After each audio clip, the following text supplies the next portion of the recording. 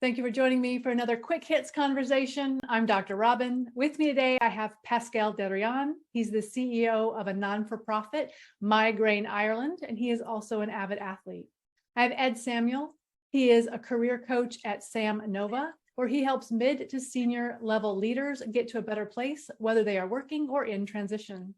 And I have Stewart Wiggins. He's with Anduna Advisors, where he offers fractional chief operating officer services and brings resources together to help scale your business. The question I have today, specifically for the three of you, because you've all been in leadership positions, is a performance improvement plan called a PIP beneficial to the employee, or is it just to create documentation to fire someone? Ed, kick us off. I've had the benefit of being in corporate America for close to 30 years, and I've put people on performance improvement plans. And I will tell you that in many cases, the thing that drives it is this person may not make it, let's put them on a plan. And for some companies I've worked at, there was a formal process in place that you had to go through before you terminate an employee. Mm-hmm. These performance improvement plans sometimes are laid out because that's the HR process that you have to follow before you terminate. I will say, though, in my last role in corporate America, I had a person on a performance improvement plan, and that person ended up turning things around. And I do believe, my heart to heart, a performance improvement plan written and led by a true leader that cares about a person, truly cares, it can be beneficial. And for those who are just going through the motions and don't give a darn, it's as a subtle way to get somebody out the door. Well, you can't fix that. So I think a big part of it, Dr. Robyn, is part of where does the heart lie with the person who's initiating it? I think, Ed, you're bang on. The process depends on the ecosystem you are evolving. In anybody's career, you're not going to be a star performer year on year. It may happen to everybody. I think that's the first point I want to call. Who's driving the PIP is equally important, as you were saying, Ed. If you're really passionate about the PIP, may be an opportunity. Otherwise, it's just a death sentence, especially in corporate. I would say in SMEs and smaller organizations, it's probably a bit more valuable if you reach that point, but it's part of the HR process. Normally, what I've seen is when the PIP word is actually mentioned, or does show his ugly face, at 95, 99%, the person's going to be out of the door. There's no willingness for some companies to actually turn the situation around. I find the process brutal, to be honest. And it's also because I think from an HR perspective and liability perspective, it's just a covering but type of activity. And I think it can be very traumatic for the individual as well. And I think from an ethics and moral perspective, it's not a great reflection on the company either. I've only ever seen three outcomes from a PIP. The person quits, the person gets fired, or the PIP expires because the manager forgot to keep up with the timeline of it and they have to start over and they put them back on a different PIP. Well, I certainly agree with everything that's been said.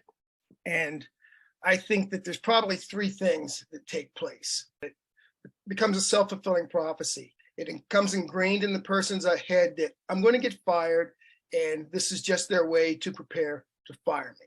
One of the things that I did in my last role was every subordinate leader and all new hires, we put them on a performance improvement plan. That way, there was no trepidation about using the words performance improvement plan. Leaders were on a plan so that they could be taught how to do and execute the performance plan successfully. Because if you're relying on a subordinate leader who hasn't been trained, all they're going to do is check the boxes.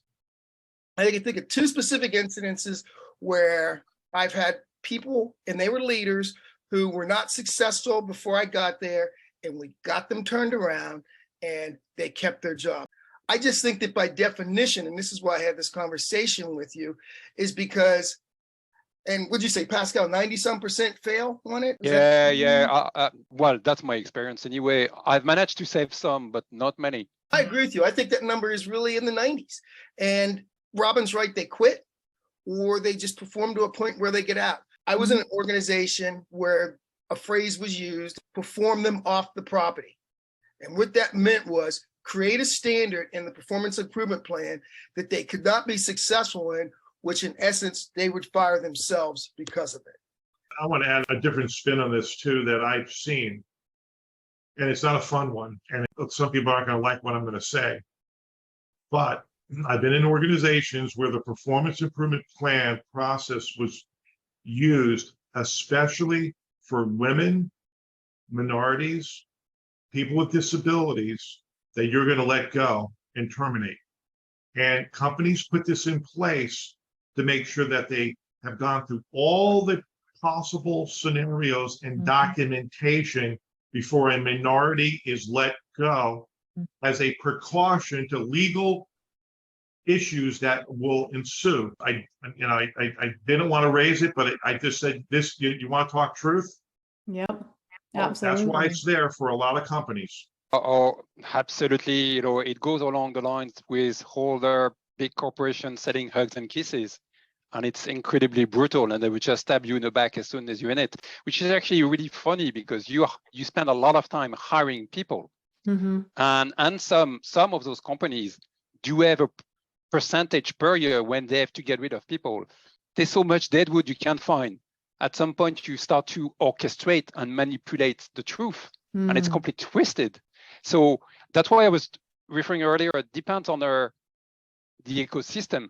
In an SME or smaller organizations, maybe I think the intent is actually valid. In larger corporations, and I've been part of a few, when you know that yes means no and perhaps means never, you probably don't have a lot of hope with a PIP being fair and just. So if we feel like some 90%, 95 or higher percent of people who get put on a PIP end up being managed out, if I'm in an organization and I get put on a PIP, do I just start looking for another job, or do I try to get better at the job that I'm at? I encourage them to call a career coach immediately. I get phone calls once a month from somebody who's on a PIP. Hey, Ed, the writing's on the wall. Hey, a PIP is being talked about. One other thing I just want to quickly mention, in the US, it doesn't happen in Europe and Asia. At the bottom of every job offer, there's a word that says, we have a right to terminate you for any reason at any time. And there's no mention of PIP in there. So please understand, I have many cases where people go on PIPs. Hey, 90-day PIP plan. Within 30 days, they're tapped on the shoulder. This is your last day. Thank you. And no, nothing. Wow. And they'll fall back on that clause at the bottom of the original offer letter. Pascal, if I am on a PIP, do I get out or do I try to fix it? Well, I think you can give it your best shot, but I think I would look for another job at the same time in parallel, just to cover my all my angles. It's not good news, no matter what, and it really depends who is actually driving it. Again, if you have a good leader, I've managed to turn the situation around a couple of times. I had to do a lot of dance on the tables and juggling with my managers just to convince them. And it also means actually as a leader, you have to take on the risk and you have to put your own credibility at stake, which a lot of leaders are not willing to do. They go the easy way. It worked for one or two in particular, who were going through a very, very difficult personal situation. And I know that would tip them over if they were to go financially, but also personally. There is no way as a human being I would do that. Now, I had to, in terms of management attention unit, it took a lot from me, but I was willing to do it. But that's why you manage people. It's a privilege. It's not a commodity. Stuart?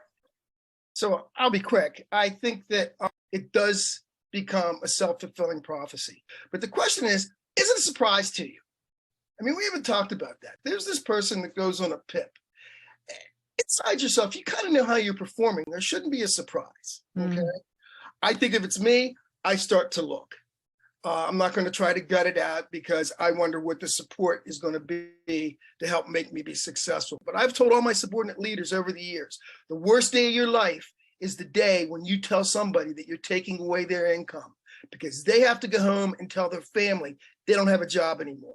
So for you to sleep at night, you better make sure you've done everything you can to make that person successful. Awesome. Well, that is our 10 minutes, gentlemen. Thank you so much for having this conversation with me. I think it's been amazing, and I look forward to speaking to each of you again really soon.